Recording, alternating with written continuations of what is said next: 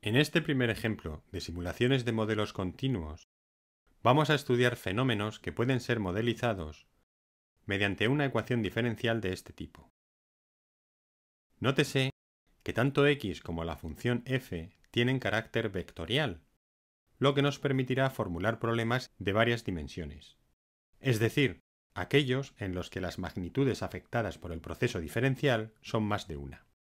En esta fórmula, t es una variable independiente que habitualmente representa el tiempo, pero que puede representar cualquier otra magnitud, por ejemplo espacial. Por ser un problema continuo, eso sí, querremos en principio obtener los valores de la función x para un continuo de valores de t. Los modelos basados en ecuaciones diferenciales ordinarias son muy frecuentes a la hora de estudiar fenómenos dinámicos, porque la derivada respecto del tiempo indica el ritmo de cambio temporal de la variable x. Así que, si conocemos el estado inicial de dicha variable, x en t sub 0, y su ritmo de cambio, albergamos cierta esperanza, bien fundada, de poder conocer la evolución futura de la magnitud estudiada. Para implementar este tipo de problemas en forma de simulación por ordenador, utilizamos de nuevo una formulación dinámica. Pero, para comenzar, como conocemos la naturaleza digital de la computadora, lo primero que asumimos es que nos limitaremos a conocer el valor de la solución en un conjunto discreto de valores de t. Así, aplicamos los conocimientos adquiridos en los módulos anteriores de este curso y sabemos que los pasos necesarios serán estos: especificar los vectores de variables y, s y o, de entre los cuales el valor de t y las condiciones iniciales de la ecuación diferencial formarán parte de las variables de entrada, y el valor de las componentes de la función x en el instante t formará parte de las variables de estado. Calcular el estado inicial correcto en la inicialización del modelo, que, en lo que respecta a la función x, tendrá un cálculo bien sencillo, pues basta con aplicar las condiciones iniciales que forman parte de la entrada de esta manera. Determinar un algoritmo que transforma dicho estado cuando se simula el incremento discreto de la variable independiente, es decir, saber cómo calcular el nuevo estado cuando la variable independiente pasa del valor actual t al siguiente discretizado t más delta de t. Este es el punto clave que distingue a este tipo de procesos, y lo vamos a discutir en detalle a continuación. Y finalmente, aplicar el algoritmo para calcular en todo momento las variables de salida a partir de las variables de estado. En este paso no hay diferencia con los modelos discretos.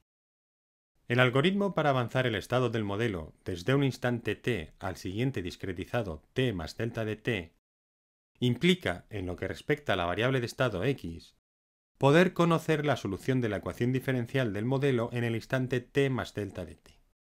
Nótese que nosotros solo conocemos de la función x su estado inicial, x en t sub 0, y la propia ecuación diferencial que rige su cambio. En matemáticas esto se conoce como un problema de valor inicial. Si podemos resolver analíticamente este problema de valor inicial, lo que forma parte del estudio de la disciplina de ecuaciones diferenciales ordinarias, el problema estaría resuelto, pues aplicaríamos las técnicas que estudiamos en el módulo 3 para modelos con solución analítica.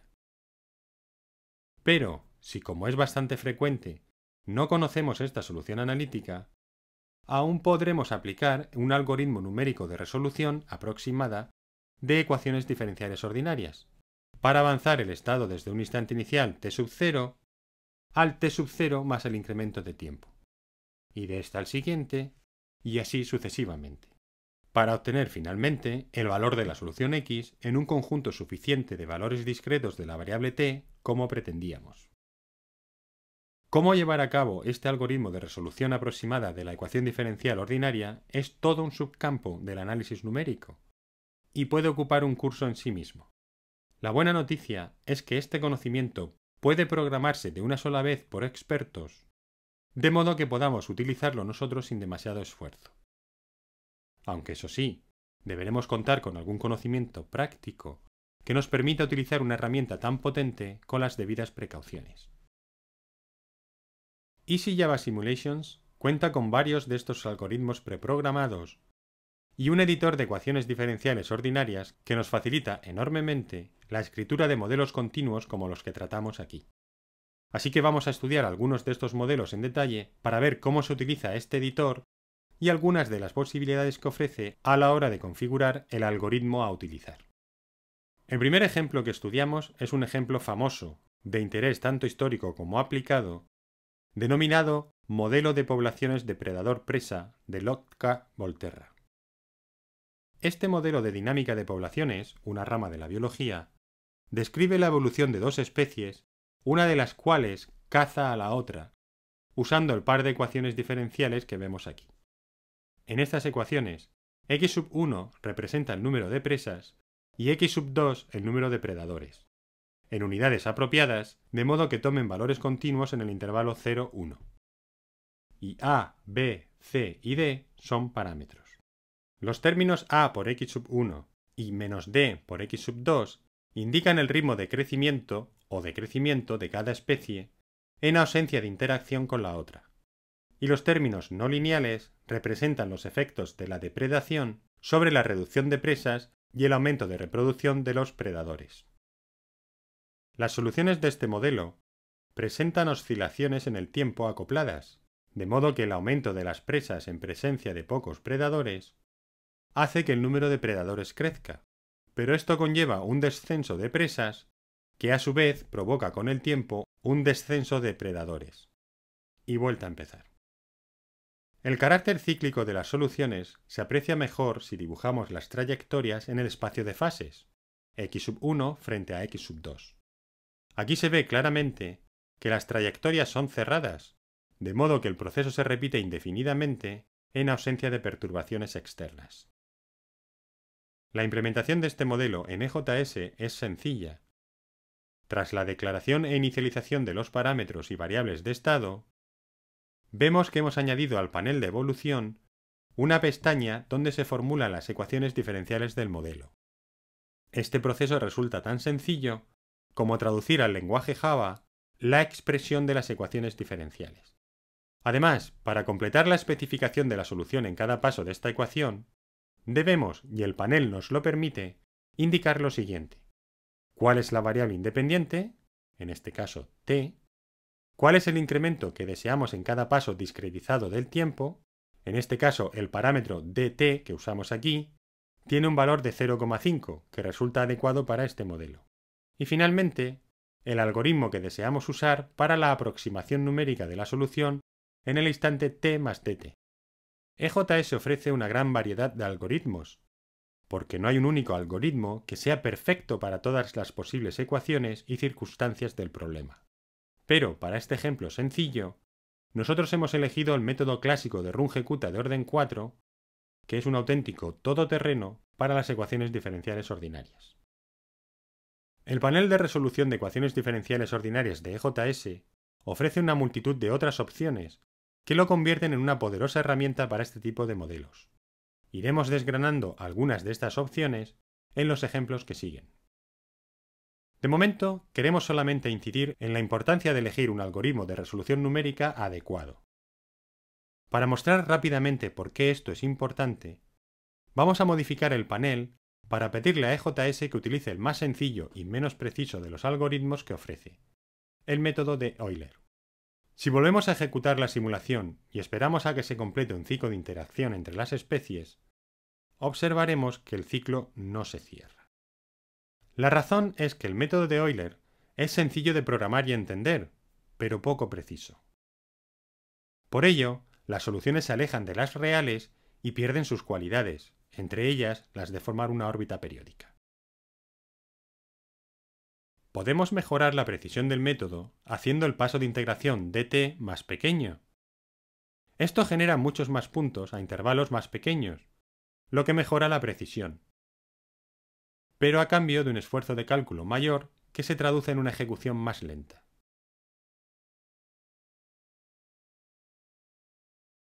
Y ni siquiera así se consigue que la órbita se cierre. En realidad, el método de Euler solo se incluye en EJS con fines pedagógicos.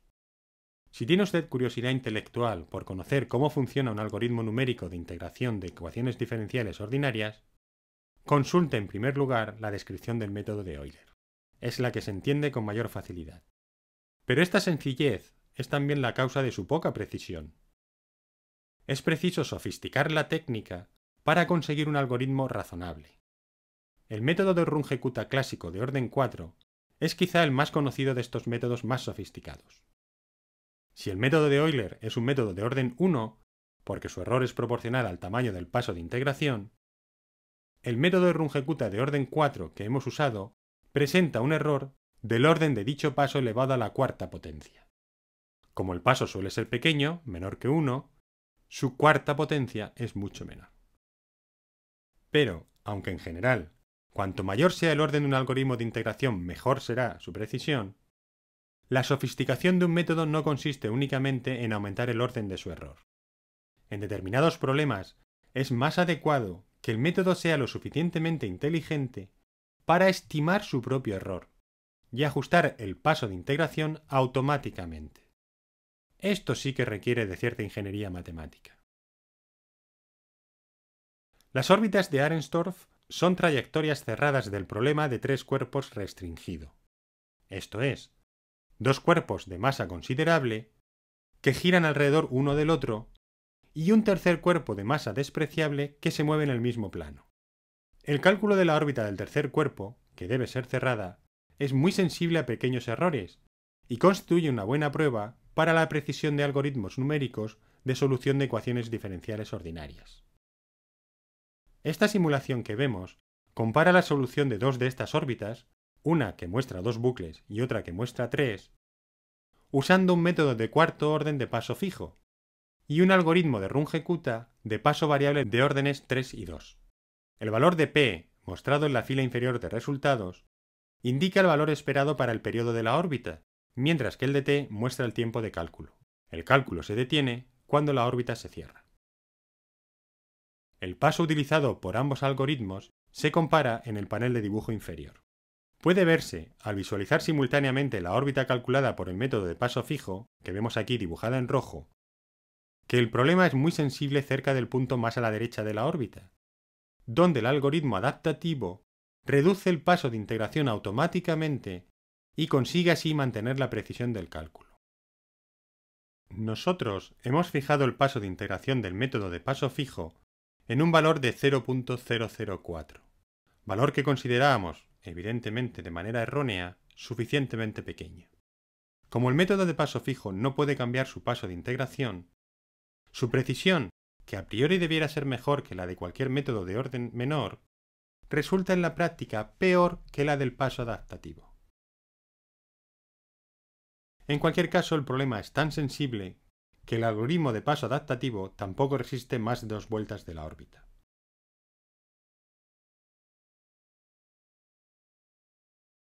EJS le indica cuál de sus métodos es de paso variable. Los que presentan dos números de orden lo son, el primero para el cálculo de la solución y el segundo para estimar el error. Y le permite, en este caso, indicar el valor de la tolerancia, es decir, el mayor error permitido, que desea usted para el cálculo de la solución. El método irá estimando su propio error y ajustando su paso interno de manera adecuada para mantenerlo por debajo de la tolerancia dada, pero interpolará de manera automática entre estos valores internos para seguir proporcionándole a usted valores de la solución a intervalos de paso de t, tal y como indicó en el campo de incremento de la variable independiente. Este ejemplo usa también un panel de código preliminar para cálculos compartidos por varias de las funciones de la ecuación diferencial, lo que permite economizar cálculos. Puede aprender más de cómo funciona el editor de ecuaciones diferenciales de EJS y sus opciones en este enlace. Finalmente, el modelo hace uso también de lo que denominamos un evento, para detectar cuando la órbita se cierra. Pero el estudio de los eventos en las ecuaciones diferenciales ordinarias será ya el objeto del siguiente vídeo.